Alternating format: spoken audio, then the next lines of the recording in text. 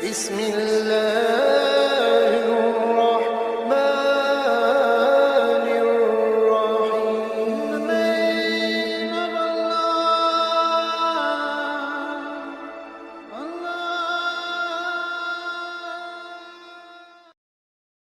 بسم الله الرحمن الرحيم.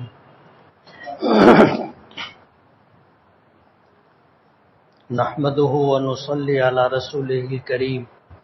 اما بعد، قال النبي صلى الله عليه وسلم: القيس من دان نفسه وعمل لما بعد الموت، او كما قال عليه الصلاة والسلام. بزرگان محترم اور عزیز دوستو، اللہ کے نبی صلی اللہ علیہ وسلم کا ارشاد مبارک ہے کہ عقل مند اور سمجھدار شخص وہ ہے جو اپنی حیثیت کو پہچانے اور مرنے کے بعد والی زندگی کے لیے اعمال کرے. یہ وہ معیار اور پیمانہ ہے جو کسی شخص کے عقل مند اور بیوقوف ہونے کا فیصلہ کرتا ہے.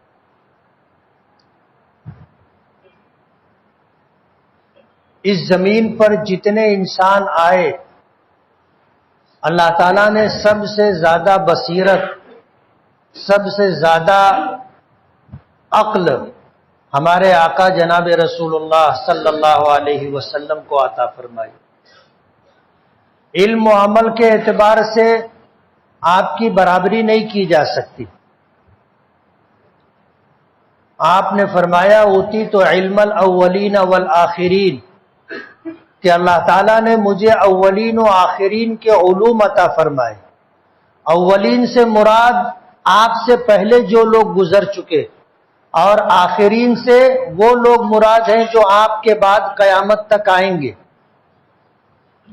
آج وہ سارے لوگ جو دانشور کہلاتے ہیں، جنہیں جینیس سمجھا جاتا ہے اور جنہیں سائنسداں کہا جاتا ہے، جو نئی نئی چیزوں کی ایجادات کرتے ہیں، وہ یہ ساری سوجھ بوجھ قرآن کریم کی آیات سے اور نبی کریم صلی اللہ علیہ وسلم کے ارشادات سے حاصل کرتے.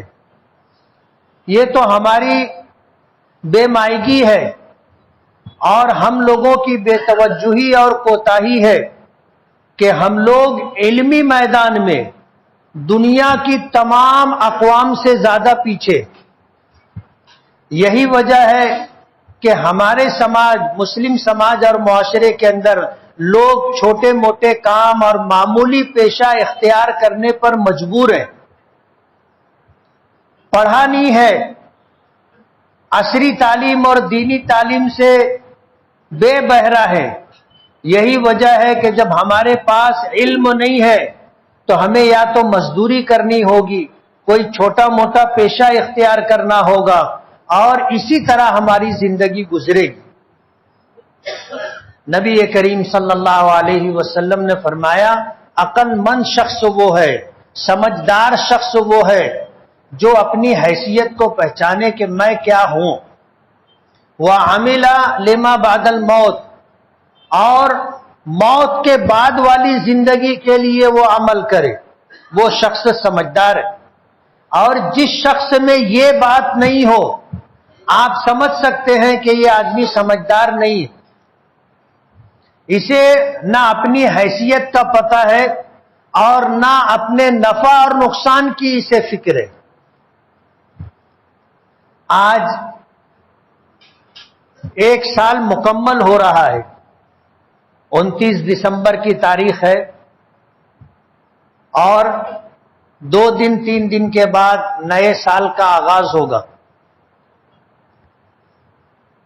وہ شخص جس کو اللہ پاک نے سوجھ بوجھ عطا کی ہے اور جس کی فکر آخرت ہے، اور جو اپنے مرنے کی بعد والی زندگی کے لیے فکر مند ہے، ایسے لوگ روزانہ اپنا محاسبہ کرتے کہ صبح بیدار ہونے سے لے کر کے رات سونے تک میں نے کیا کیا، کیا نہیں کیا، کیا پایا اور کیا کھویا.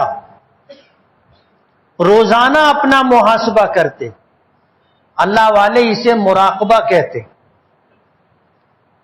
اولیاء کرام، بزرگان دین، صوفیاء اعظام کے نزدیک اسے مراقبہ کہا جاتا ہے کہ آدمی آنکھ بند کر لے، سر جھکا لے اور دل کی طرف متوجہ ہو کر اس بات کو اپنے سامنے رکھے کہ صبح میں کب بیدار ہوا، اور بیدار ہونے کے بعد سے لے کر کے اب سونے کا وقت آ گیا ہے، اس 12 گھنٹے میں، 14 گھنٹے میں، 16 گھنٹے میں میں نے کیا کیا اور کیا نہیں کیا، کیا کرنا چاہیے تھا، کیا نہیں کرنا چاہیے تھا، اور اس وقت میں، ان اوقات میں نے کیا پایا اور کیا کھویا۔ اللہ والے اور سمجھدار روزانہ اپنا محاسبہ کرتے ہیں، روزانہ مراقبہ کرتے ہیں، اور آئندہ کل کے لیے اپنا پروگرام طے کرتے کہ آج مجھ سے جو نیکیاں ہو گئی اللہ کی توفیق و فضل سے، اس پر اللہ کا شکر ہے، اور مجھ سے جو کوتاہیاں ہو گئی اور جو وقت میرا بیکار گزر گیا، اس پر متوجہ ہو کر کے آئندہ کے لیے پروگرام بناتے ہیں کہ اب کل کا دن، آج جو کوتاہیاں مجھ سے ہو گئی ہیں کل نہیں ہونی چاہیے، آج نیک اعمال مجھ سے جو ہوئے ہیں مجھے کل بھی کرنا ہے اور اس میں اضافے کی فکر بھی کرنا ہے۔ اللہ والے روزانہ مراقبہ، روزانہ اپنا محاسبہ کرتے ہیں۔ اب سال پورا ہو رہا ہے، اگر ہمارا یہ معمول نہیں ہے، ہم روزانہ اپنا محاسبہ اور روزانہ مراقبہ نہیں کرتے، تو کم سے کم سال میں ایک مرتبہ محاسبہ کرنا چاہیے، اور یہ ضروری ہے۔ امت مسلمہ کے بے شمار مسائل ہیں۔ ہم نے دیکھا کہ جب یہ سال پورا ہوتا ہے، رات کے 12 بجتے ہیں، ہمارے نوجوان پٹاخے بازی کرتے، ناچ گانا ہوتا ہے، کہیں رقص و سرود کی محفلیں چلتی ہیں، شراب و کباب، آوارگی اور بے حیائی کے کام ہوتے ہیں۔ پچھلے چند سالوں میں ہماری اسکولوں میں بھی ایسے پروگرام ترتیب دیے جانے لگے تھے جس میں ہمارے چھوٹے چھوٹے بچوں اور بچیوں کو نچوایا جاتا تھا، اور ایسے کپڑے پہنوائے جاتے تھے جن کپڑوں سے جسم دکھائی دیتا تھا، بے حیائی اور آوارگی کا اظہار ہوتا تھا۔ جمعیت علماء مالیگاؤں نے تمام اسکولوں کے ذمہ داروں کو اس طرف متوجہ کیا کہ یہ ہماری تہذیب کا حصہ نہیں ہے، یہ ناچ گانا اور نئے سال کی آمد پر ہمارے نوجوانوں کا ناچ گانے کے ساتھ شور شرابہ کرنا، چیخ پکار کرنا، پٹاخے بازی کرنا، آوارگی اور شراب و شباب و کباب کا اہتمام کرنا، اسلام اس کی اجازت نہیں دیتا۔ اسلام میں یہ ساری چیزیں حرام ہیں، یہ ساری چیزیں حرام ہیں۔ یہ غیروں کی تہذیب کا ایک حصہ ہے۔ وجہ اس کی یہ ہے کہ ان کے یہاں یہ چیزیں پسند کی جاتی ہیں۔ قرآن کریم نے فرمایا وَمَا كَانَ صَلَاتُهُمْ عِندَ الْبَيْتِ إِلَّا مُكَاءً وَتَصْدِيًا، کہ یہ جو مشرکین ہیں اپنی عبادت گاہوں کے اندر اپنے معبودان باطلہ کے سامنے اگر عبادت کرتے ہیں تو ان کی عبادت کیا ہے؟ تالیاں بجانا ہے۔ ان کی عبادت کیا ہے؟ گھنٹے بجانا ہے۔ ان کی عبادت کیا ہے؟ شور شرابہ کرنا ہے، ناچ گانا ہے۔ یہ ان کی تہذیب کا ایک حصہ ہو گیا ہے اور اسے وہ پسند کرتے، لیکن ان میں بھی جن کو سوجھ بوجھ ہے وہ ان چیزوں کو پسند نہیں کرتے۔ ہمارے یہاں تو ہماری شریعت میں اس کا کوئی حصہ ہی نہیں، اور جو لوگ ایسا کرتے ہیں وہ حرام کام کا ارتکاب کرتے۔ آج حالات ایسے ہیں کہ امت مسلمہ کے بے شمار مسائل ہیں، اور ان مسائل پر جس شخص کی جتنی نظر ہے وہ خوشی کے موقع پر بھی اپنی خوشی کا اظہار نہیں کرتا۔ ہمارے بے شمار مسائل ہیں، تعلیم کی کمی ہے، روزگار کی کمی ہے، باقاعدہ پلاننگ کر کے ہمیں سائٹ لائن کیا جا رہا ہے.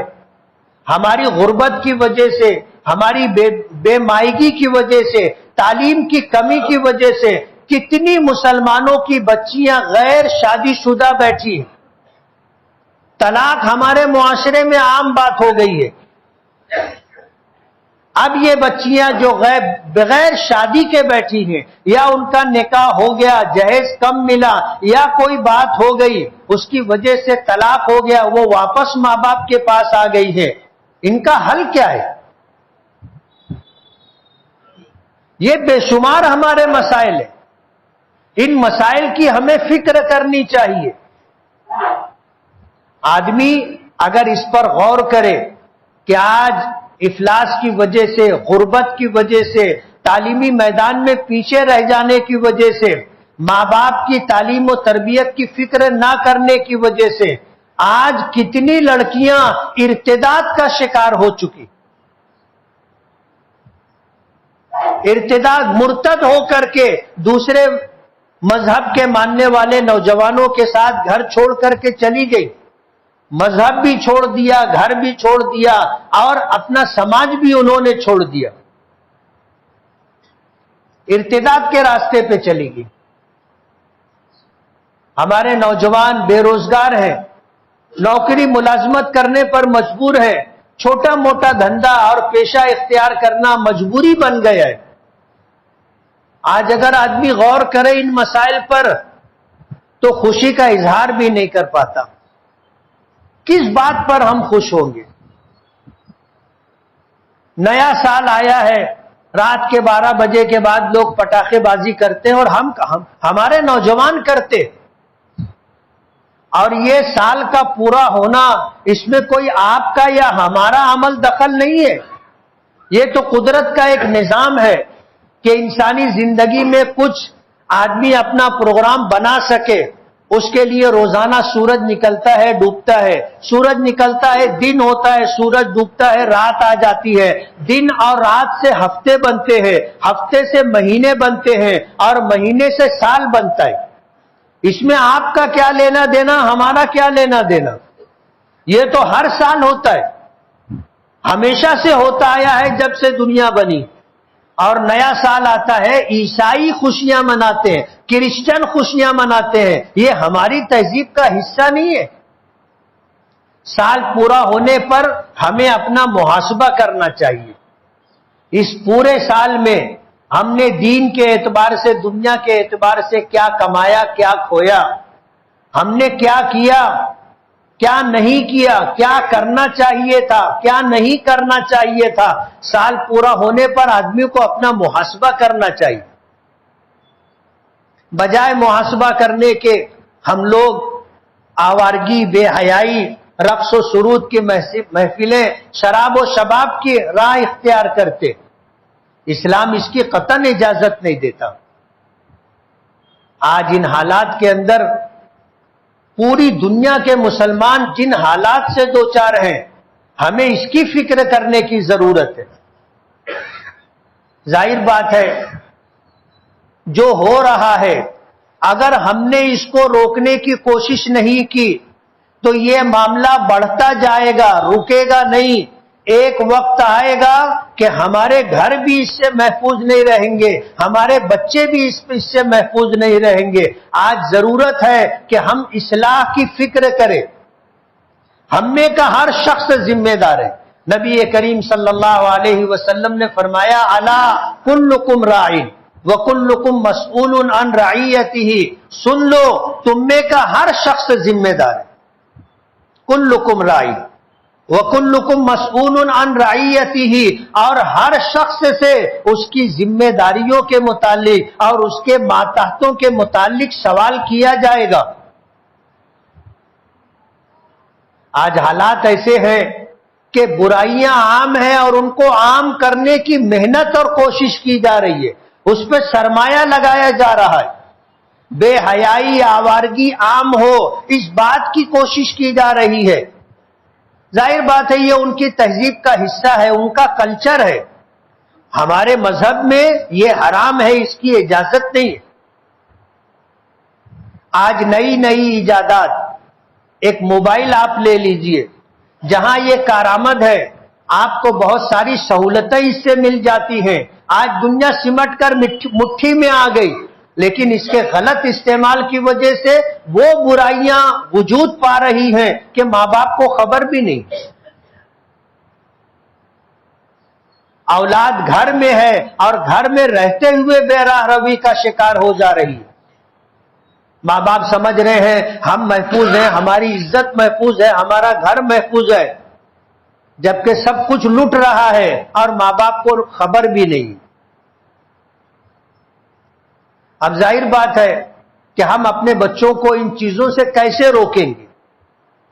ایک وقت تھا، مدرسے تو جانے دیجئے، اسکولوں اور کالجز میں بھی موبائل لے کر کے آنا منع تھا. آج وہ طریقہ اختیار کیا گیا آن لائن تعلیم کا کہ اب ہر بچے بچی کے ہاتھ میں موبائل ضروری ہے. اور اسکول اور کالجز کے لوگ کہتے ہیں کہ تم اسمارٹ موبائل اپنے بچوں کو دلاؤ. پہلے سمجھتے تھے کہ اس سے نقصان ہے، اور اب وہی چیز جو نقصان پہنچانے والی ہے اس کو تعلیم کا ایک حصہ بنا دیا گیا کہ کوئی بھی اسکول میں اور کالج میں پڑھنے والا بچہ یا بچی محفوظ نہ رہے. اب اگر ہم اپنے بچوں کو غلط کاموں سے روکنا چاہیں تو اس کے لیے ضروری یہ ہے کہ ہم بچپن میں اس کی تعلیم و تربیت کی فکر کریں. اسے خود اس بات کا احساس ہو کہ مجھے کیا کام کرنا چاہیے، کیا نہیں کرنا چاہیے. ہمیں پتہ نہیں ہم کیسے اسے روکیں گے، لیکن اگر ہم نے بچپن میں اس کی تعلیم و تربیت کر دی، اسے اچھے اور برے کی تمیز سکھلا دی، اور اس کے دل و دماغ میں یہ بات ہم نے بٹھا دی کہ یہ زندگی، یہی زندگی بس نہیں ہے، اس کے بعد کی زندگی اصل ہے. ایک ایمان والا، ایک مسلمان ایسا ہونا چاہیے کہ اس دنیا میں بھی وہ کامیاب رہے اور مرنے کے بعد کی زندگی میں بھی کامیاب رہے. یہ بات اگر ہم اپنے بچوں کے دل و دماغ میں بچپن سے بٹھا دیں اور اسے بچپن سے اس بات کا احساس ہو جائے کہ مجھے مرنا ہے اور مرنے کے بعد مجھے جو زندگی ملے گی وہ ہمیشہ ہمیشہ کی زندگی ملے گی، اور وہ زندگی اگر کامیاب اور کامران رہی تو آدمی کے لیے نصیبے کی بات ہے.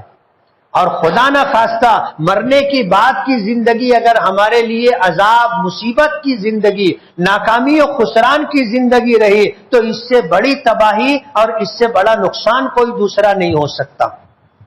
آج ضرورت اس بات کی ہے کہ ہم اپنے بچوں کی تعلیم و تربیت کی فکر کریں. بچپن سے ہی ان کو اس بات کا احساس ہونا چاہیے کہ میرے لیے کیا چیز بہتر ہے، میرے لیے کیا اچھا ہے اور کیا برا ہے. ظاہر بات ہے تنہائی قبر میں تو آدمی کو ملنی ہی ملنی ہے، لیکن اس دنیا میں بھی بسا اوقات آدمی کو تنہائی ملتی ہے، اور تنہائی میں اسے اس بات کا احساس ہونا چاہیے کہ میں کیا ہوں، میری حیثیت کیا ہے اور مجھے کن راہوں سے گزرنا ہے. اگر اس بچے کو اس بات کی فکر ہوگی کہ میں اگر اکیلا بھی ہوں تو اپنے نفع اور نقصان کا میں خود ذمہ دار ہوں، میں اگر اکیلا ہوں، کوئی انسان مجھے نہیں دیکھ رہا ہے، تو مجھے پیدا کرنے والا میرا خالق اور میرا مالک مجھے دیکھ رہا ہے، میں بالکل اکیلا نہیں ہوں، اللہ میرے ساتھ ہے. وہ فرشتے جو نیکی اور بدی لکھنے کے لیے مقرر ہیں وہ میرے ساتھ ہے. کوئی انسان اگر نہیں دیکھ رہا ہے تو کیا ہوا، ماں باپ نہیں دیکھ رہے ہیں تو کیا ہوا، دوست و احباب ساتھ میں نہیں ہے تو کیا ہوا، دیکھنے والا تو مجھے دیکھ رہا ہے نا. کوئی سمجھے نہ سمجھے، خدا تو سب کچھ سمجھتا ہے، کوئی دیکھے نہ دیکھے، اللہ تو سب کچھ دیکھتا ہے. یہ بات تعلیم و تربیت کے ذریعے سے اپنے بچوں کے، بچیوں کے دل و دماغ میں بٹھانا ماں باپ کی ذمہ داری ہے. نیا سال آیا ہے، بجائے محاسبہ کرنے کے آدمی وہ کام کرتا ہے جس سے اللہ کی ناراضگی مول لیتا ہے. پٹاخے بازی. ایسا تو نہیں ہے کہ پٹاخہ پھوڑنے سے کوئی بہت سریلی آواز نکلتی ہو اور چند لمحوں کے لیے آدمی خوش ہو جائے، ایسا بھی نہیں. ایک ایسا شور ہوتا ہے کہ بیمار چونک جاتا ہے، اچھا بھلا آدمی چونک جاتا ہے، جانور بھی تک کر کے بھاگنے لگ جاتے. کیا ملتا ہے؟ پیسے کو آگ لگا رہے ہیں. اور نئے سال کا موقع آتا ہے، سیٹیاں بجاتے ہیں، تالیاں بجاتے ہیں، شور شرابہ کرتے ہیں، شراب پی جاتی ہے، ناچ گانے کا ارتکاب کیا جاتا ہے، رقص و سرود کی محفلیں سجائی جاتی ہیں. ہونا یہ چاہیے تھا کہ یہ جو سال گزرا ہے یہ سال ہمارے لیے کیسا رہا. بجائے خوشی منانے کے آدمی کو اس پر غور کرنا چاہیے کہ گزرے ہوئے سال میں ہم نے کیا پایا اور کیا کھویا. وہ کسی شاعر نے کہا ہے نا کہ غافل تجھے گھڑیال یہ دیتا ہے منادی، غافل تجھے گھڑیال یہ دیتا ہے منادی، گردوں نے گھڑی عمر کی ایک اور گھٹا دی. اللہ نے ہمیں جو عمر دی تھی اس میں ایک سال اور کم ہو گیا. اب ہم موت کے ایک سال اور قریب ہو رہے ہیں. یہ خوشی منانے کا موقع نہیں ہے. کامل ایمان والا شخص جس کی زندگی ایمان کے ساتھ، اللہ کی اطاعت و فرما برداری کے ساتھ، جس کا دن اور جس کی رات نیکیوں کے ساتھ گزری ہو، اس کے لیے موت تو تحفہ ہے.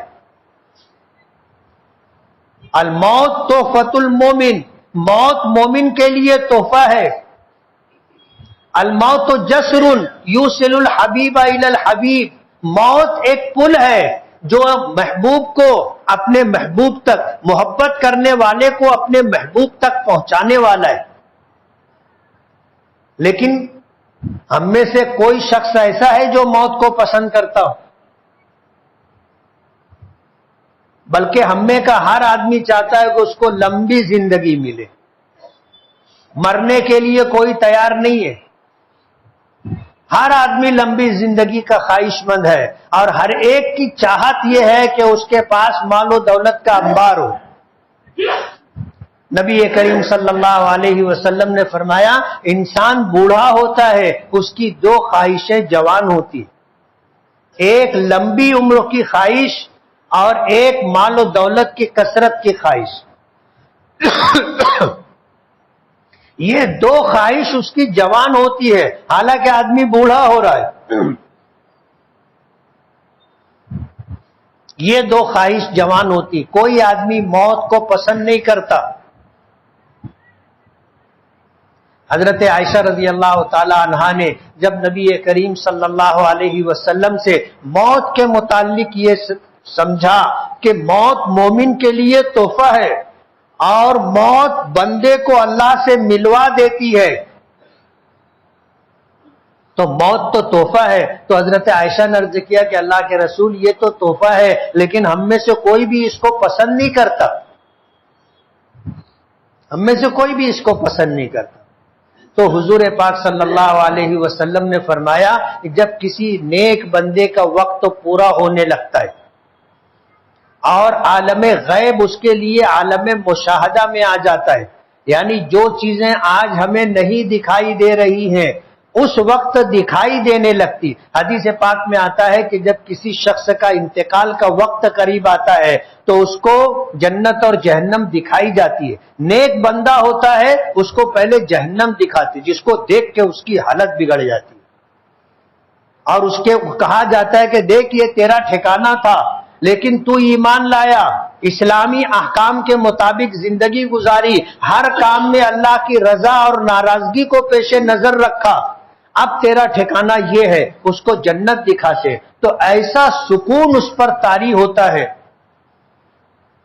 اس کی روح مچلنے لگتی ہے کہ اب جلدی سے نکلے، یعنی موت اس کے لیے محبوب ہو جاتی ہے. اب دنیا میں رہنا نہیں ہے، بس اب یہ ٹھکانہ اگر ہے میرا تو مجھے جانا ہے. اس وقت اس کی روح بے چین ہو جاتی ہے اور اس جسم خاکی کو چھوڑ کر کے نکلنا چاہتی ہے، لیکن اس کے اختیار کی بات نہیں ہے. اس وقت بندہ موت کو پسند کرنے لگتا ہے اور بس اس کی چاہت یہ ہوتی ہے کہ اب بس میں دنیا چھوڑ دوں. اور اس کے برعکس جو کفر کے ساتھ، شرک کے ساتھ، اللہ کی ناراضگی کے ساتھ زندگی گزارا تو اسے پہلے جنت بتائی جاتی کہ دیکھ تیرا ٹھکانہ یہ تھا، دیکھ کے خوش ہو جاتا ہے. لیکن فرشتے اس کو پھر بتاتے ہیں کہ تو نے ایمان قبول نہیں کیا، تو نے کفر کے ساتھ، شرک کے ساتھ، اللہ کی ناراضگی کے ساتھ زندگی گزاری ہے، اب تیرا ٹھکانہ یہ ہے. جب وہ جہنم دیکھتا ہے اور وہاں کے عذابات دیکھتا ہے تو پھر اس کی حالت دیکھنے جیسی ہوتی ہے. مرنا نہیں چاہتا، اس کی روح نکلنا نہیں چاہتی، روح نکلنا نہیں چاہتی. حدیث پاک میں آتا ہے، حضور پاک صلی اللہ علیہ وسلم نے فرمایا کہ جب یہ کیفیت آتی ہے اخیر وقت میں، جب نزع کی کیفیت ہوتی ہے، سکرات کا عالم ہوتا ہے، اس وقت نیک لوگوں کی روح ایسے نکلتی ہے جیسے گوندھے ہوئے آٹے میں بال نظر آئے تو آدمی بال کو نکالتا ہے تو کتنی آسانی سے وہ بال باہر آ جاتا ہے. ایسے ایمان والے کی روح جس کا ٹھکانہ جنت ہے اس طرح اس کے جسم سے نکلتی ہے، اس طرح نکلتی ہے. اور جو آدمی جس کا ٹھکانہ جہنم ہے اس کی روح جسم چھوڑنا نہیں چاہتی. حضور نے فرمایا اس کی جان، روح اس طرح نکالی جاتی ہے جیسے بیری کا چھوٹا سا پودا ہو اور اس کے اوپر ریشم کا کپڑا ڈال دیا جائے، کانٹے اس کے ٹیڑھے ہوتے ہیں، یہ کپڑا چاروں طرف سے کانٹوں میں الجھ جاتا ہے اور پھر اس کو اوپر سے پکڑ کر کے پوری طاقت سے کھینچ لیا جائے تو کپڑا کس طرح چاروں طرف سے ادھڑ جاتا ہے، نچ جاتا ہے. اس طرح وہ آدمی جس کا ٹھکانہ جہنم ہے اس کی روح فرشتے اس طرح کھینچ کر کے نکالتے ہیں اور اتنی تکلیف ہوتی ہے اس کو کہ زندگی میں کبھی اس کو اتنی تکلیف نہیں ہوئی. پیاسا مرتا ہے پیاس کی شدت سے کہ اگر اس کو سمندر بھی پلا دے تو اس کی پیاس نہیں بجھے گی. سال پورا ہونے پر ہم خوشیاں منائیں جبکہ ہماری زندگی کا 1 سال کم ہو گیا، ہم 1 سال اور موت کے قریب ہو گئے. ہونا تو یہ چاہیے کہ ہم افسوس کرتے کہ ہمارا سال ایسا کیسا گزر گیا کہ ہم نے آخرت کے لیے کچھ کیا ہی نہیں. اللہ والے تو روزانہ سونے سے پہلے اپنا محاسبہ کرتے ہیں کہ آج کا دن ہمارے لیے کیسا رہا، بھلا رہا برا رہا، آج کے دن ہم نے کیا پایا کیا کھویا، کتنی نیکیاں کی اور ہم سے کتنے گناہ ہو گئے. جب آدمی سوچتا ہے تو سونے سے پہلے اپنے گناہوں پر توبہ و استغفار کر کے معافی مانگ کر کے سوتا ہے. نیکیاں ہو جانے پر اللہ کی توفیق پر اللہ کا شکر ادا کرتا ہے. ہم اگر روزانہ یہ کام نہیں کر سکتے تو کم سے کم سال پورا ہو رہا ہے اس وقت تو ہمیں اپنا محاسبہ کرنا چاہیے کہ سال ہمارا کیسا گزرا. اور وہی بات میں پھر کہوں گا کہ آج امت مسلمہ کے بے شمار مسائل آج ہماری بہنیں بیٹیاں غربت و افلاس کی وجہ سے آج غیر شادی شدہ زندگی گزار رہی ہیں. اپنی زندگی کا فیصلہ، اپنے مستقبل کا فیصلہ خود کر رہی ہیں. اسلام چھوڑ کر کے غیروں کے ساتھ چلی جا رہی ہیں، مرتد ہو گئی. خسرت دنیا والآخرہ کہ دنیا تو برباد تھی ہی، آخرت بھی برباد ہو رہی. ہم کیا خوشی منائیں گے؟ ہمارے لیے تو اب خوشی نہیں رہی. ہمارے نوجوانوں کے پاس روزگار نہیں ہے، ہمارے نوجوانوں کے پاس تعلیم نہیں ہے، ہمارے نوجوانوں کے پاس مستقبل کا کوئی پروگرام نہیں ہے. آج ہمیں مٹانے کی اور ہمارے مذہب اور دھرم کو ختم کرنے کی پلاننگ کی جا رہی ہے، سازشیں کی جا رہی ہیں. حکومتی سطح کے اوپر یہ سب کام ہو رہا ہے. ہم کیا خوشی منائیں گے؟ ہمارے لیے تو اب خوشی بھی بے معنی ہو گئی. ایسے حالات ہے، کسی کے لیے ناچ گانا خوشی کی بات ہوگی، کسی کے لیے تالیاں بجانا، سیٹیاں بجانا شراب و کباب، رقص و سرود کی محفلیں منعقد کرنا یہ ان کی پسندیدہ چیز ہوگی، ان کے کلچر کا حصہ ہوگا۔ ہمارے مذہب میں تو یہ ساری چیزیں حرام ہیں۔ ہمیں تو حکم دیا گیا ہے کہ اگر خوشی ہو تو اللہ کی بارگاہ میں سجدہ ریز ہو جاؤ۔ عید کا دن آتا ہے ہم ایک اضافی نماز پڑھتے، بقرعید کا موقع آتا ہے ہم ایک اضافی نماز پڑھتے۔ ہمارے لیے خوشی کا موقع ہو تو بھی اسی بات کا حکم ہے، غمی کا موقع ہو تو بھی ہے کہ یا ایھا الذین آمنوا استعینوا بالصبر والصلاۃ، اے ایمان والو اللہ کی مدد حاصل کرو صبر اور نماز کے ذریعے سے۔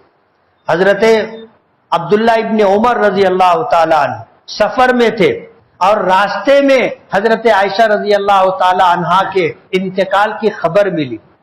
اونٹنی کو روکا، نیچے اترے، 2 رکعت نماز پڑھی اور پھر فرمایا کہ ہمیں اسی بات کا حکم دیا گیا ہے کہ جب تم کبھی کوئی غمناک خبر ملے تو تم اللہ کی طرف رجوع کرو، استعینوا بالصبر والصلاۃ، صبر کرو اور نماز کے ذریعے سے اللہ کی مدد حاصل کرو۔ تو خوشی کا موقع ہو یا غمی کا موقع ہو، ہمارے لیے ناچنا گانا، ہمارے لیے شراب پینا، آوارہ گردی کرنا، بے حیائی کرنا منع ہے۔ مکہ فتح ہوا تھا، حضور اونٹنی پر سوار تھے اور حضور کے ساتھ حضرت اسامہ رضی اللہ تعالی عنہ جو آپ کے منہ بولے بیٹے حضرت زید ابن حارثہ کے بیٹے تھے، وہ خوشی سے اچھلنے لگے۔ حضور نے فرمایا یا اسامہ، اسامہ رک جاؤ، علیک یا اسامہ، اسامہ اپنے آپ کو قابو میں رکھو، میری شریعت میں خوشی کے موقع پر ناچنا اور غمی کے موقع پر نوحہ اور ماتم کرنا دونوں منع ہے۔ اس لیے آج یہ پیغام دینا چاہتا ہوں کہ اگر آپ روزانہ اپنی زندگی کا محاسبہ نہیں کرتے تو سال پورا ہو رہا ہے، ایک رات تو آپ اپنے سال بھر کا محاسبہ کریں کہ اس سال بھر میں جو گزرا ہے ہم نے کیا پایا، کیا کھویا، ہم نے کیا کیا دنیا کے لیے اور آخرت کے لیے، اور کیا کرنا چاہیے تھا ہم نہیں کر سکے، اس کی فکر کرے اور آئندہ آنے والے سال کے لیے اپنا پروگرام ترتیب دے کہ جو ہو چکا اب اسے تو ہم واپس نہیں لا سکتے، لیکن اس کی تلافی کے لیے آنے والے اوقات میں ہم کیا بہتر سے بہتر کام کر سکتے ہیں، اس کی فکر کریں۔ وآخر دعوانا الحمدللہ رب العالمین۔